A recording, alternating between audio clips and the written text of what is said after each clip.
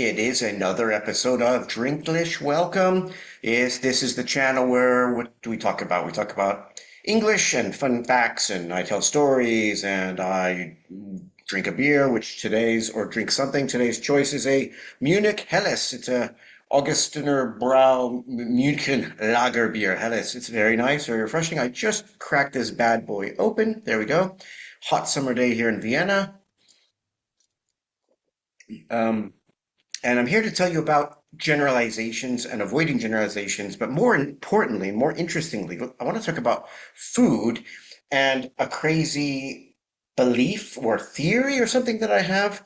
I'm going to basically try to convince you or persuade you that Ukrainian cuisine, British cuisine, and American cuisine are all very similar.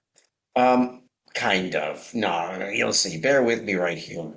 And I'm kind of inspired by this. I was inspired by this by someone else's video on Instagram. I can't remember who, but they were talking about similarities and differences with Britain and Ukraine. And I think her example was, I can't remember, it doesn't matter, but I wrote a long comment saying, I think British food and Ukrainian food have something in common. I think they're very similar. And I wrote my spiel, and a lot of people agreed with me. A lot of people was like, yeah, good point, interesting. So before anyone sort of just unsubscribes and refuses to watch me ever again because of this ludicrous take, this sort of crazy opinion, I'm going to try to justify it. Here's what I mean. But first of all, what we talk about as teachers in the classroom, we do a lot of what we call lazy or sweeping generalizations. There's always lessons about this in the classroom. The Americans eat lots of fast food. The British eat fish and chips and drink tea every day at 5 o'clock. Ukrainians eat lots of borscht. It's just like, I mean, there's not just about food, but everything. Americans are lazy. The British are uptight and overly deferential sometimes. I don't know. Ukrainians are, what is the stereotype? I mean, Ukrainians don't, there's not a huge widespread stereotype globally about Ukrainians necessarily, but you've got your Italians are loud and like to gesticulate, and the French wear berets and eat croissants, and the Spanish sleep all the time, siesta, and they party and blah blah blah, and everything's mañana mañana tomorrow, and the Germans are punctual, things like that. You got to be careful of them. They're a natural part of teaching and learning. They're just, they're usually interesting. They're thought provoking. They lead to interesting discussions. And like I said, most course books have something about them. It's usually to practice certain language, like, the French can too, and all things considered, the Spanish are. And for the most part, the Scots are very, oh, there's Robert the Bruce up there too. The Scots are very funny and enlightened and intellectual and blah blah blah. I don't know. I don't want to say anything that will get me into trouble. It's a very crisp, refreshing beer. That's about all I can say about it. I'm not very good at describing beer and food, but I'm going to try to talk about different cuisines. So what I mean, and the point I made the other day that people seem to agree with a little bit, or at least say, okay, interesting point. I said that Ukrainian cuisine and British cuisine have a lot more in common than maybe people realize. I think there's a similarity. And what I mean is they are underrated and misunderstood, especially British cuisine. I mean, people have their stereotypes about it. Ukrainian cuisine is very much underrated because it's just not as well known. You just don't, unfortunately, find Ukrainian restaurants around the world. They're not very common. You also don't find British restaurants around the world, right? So it just isn't a thing. You'll find some English pubs around the world, but not even that many compared to Irish pubs, which are a dime a dozen. They're all over the place. So, so it's not like British cuisine is widespread and common, and it's not like Ukrainian cuisine is either. But I think both countries' cuisines are misrepresented, misunderstood, and again, like I said, underrated.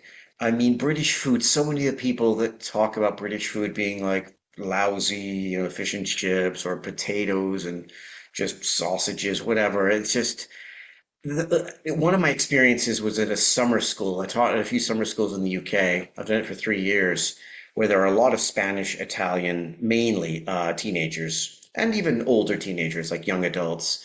Then you'll get one or two French and Greek and Turkish and some South Koreans and some Japanese and one or two people from the Middle East, maybe a Lithuanian or a Polish person here and there, but predominantly Spanish and Italian. And they complain about the food all the time because they'll go to McDonald's, whether it's in Italy, Spain, or in the UK, and they say, oh, yeah, American fast food and British food, it's all the same, just burgers and French fries and whatever. Or in the canteen where they're studying, the food they're given is just unfortunately not great. It's just typical university or school, British school canteen food. That's where these kids study.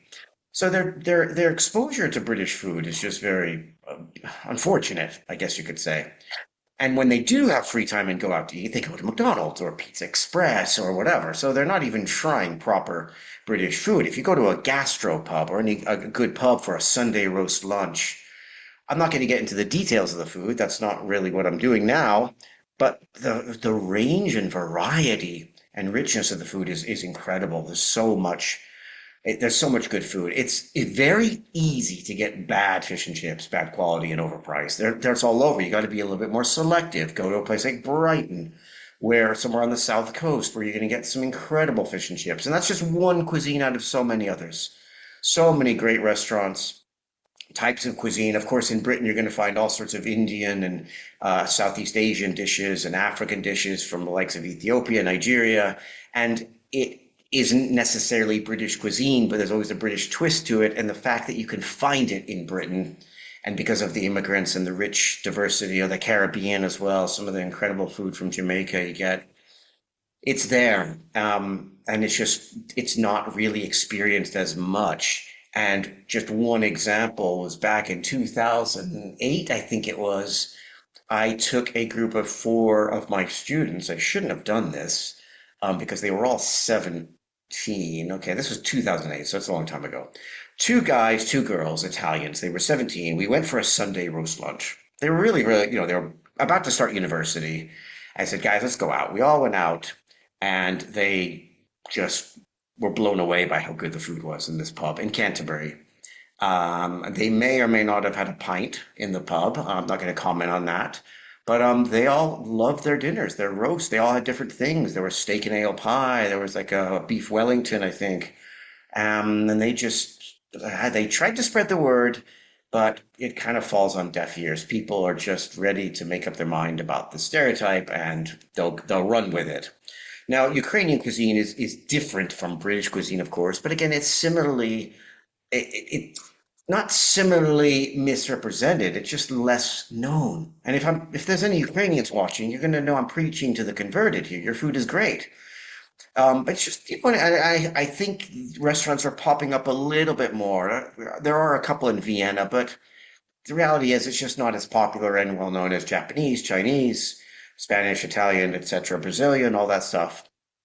And it's just a matter of time. It just it takes people a while to discover these things, and hopefully people will be able to visit Ukraine and experience this at some point. But the similarities in the food is that both countries, I think, are proud of their cuisine and may be frustrated in different ways that people don't take it more seriously or don't respect it as much. But again, for different reasons. I would, however, say that I think Ukrainians are more fiercely proud than the British if you're comparing. They'll be really, really defensive with it in a good, positive, like, patriotic way.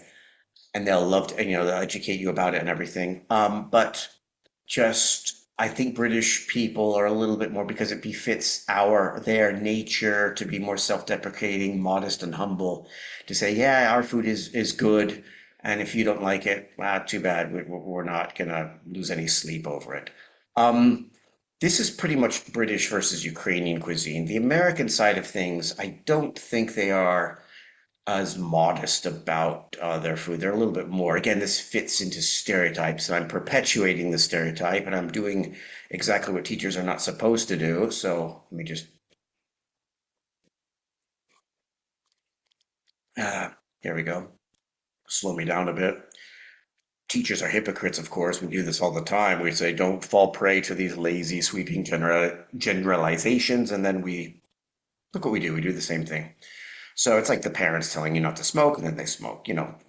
we're all hypocrites. We all contradict each other to ourselves to a certain extent. So I think American food, they're a little bit more proud of the fact, but again, it's very much I'm not going to say underrated so much, but just misunderstood and misrepresented. It's not fast food, it's not burgers and hot dogs, and it's not just stuff like that, but it's such a vast, wide array, a diverse array of food from like, seafood and clam chowder and lobster in the Northeast. You've got some of the most incredible barbecue across the South, the Atlantic coast and the Carolinas, and of course, all over to Texas in the Midwest.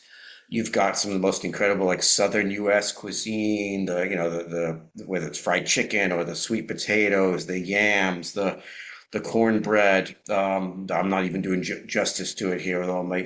You go down to New Orleans, the Cajun cuisine and stuff, all the shrimp and the prawns and the crawfish, the crayfish. You've got your Chicago pizza, which is deep dish, and people don't really like it that much. But then you've got your New York, Brooklyn style pizza, which is very much like the Naples pizza, and blah, blah, blah. I'm missing, I'm so sorry if I'm leaving anything off. The point is, it's not to cover every possible cuisine that exists in the US. It's just to let you know that these three countries all have something kind of in common when it comes to cuisine that people don't realize. So, anyway, the same thing probably applies to many other countries, except that we know of all the big, the big hitters, the big dogs, the French, the Japanese, the Chinese, the Malaysian, the Thai. We know them, they're good, or you might not like them. The Indian food, of course, my favorite cuisine. There's Ethiopian, which is fantastic, but not as well, again, not very widely known outside of a small niche audience. But anyway, I'm starting to ramble. I'm going to wrap this up now, and I just wanted to kind of share a few things with you about cuisine and how certain countries are more similar than you think. You wouldn't think that the cuisines have anything in common and what it says about their national characters, but you dig a little bit deeper, and you will find out a few more similarities. So anyway, thank you very much. Don't forget to, what is it they say to do? To like, subscribe, to share, to comment, to berate me, to call me an idiot for my silly ideas, whatever. I can take it. I'm just happy to get any feedback. Thank you for watching. I do appreciate it. Bye bye.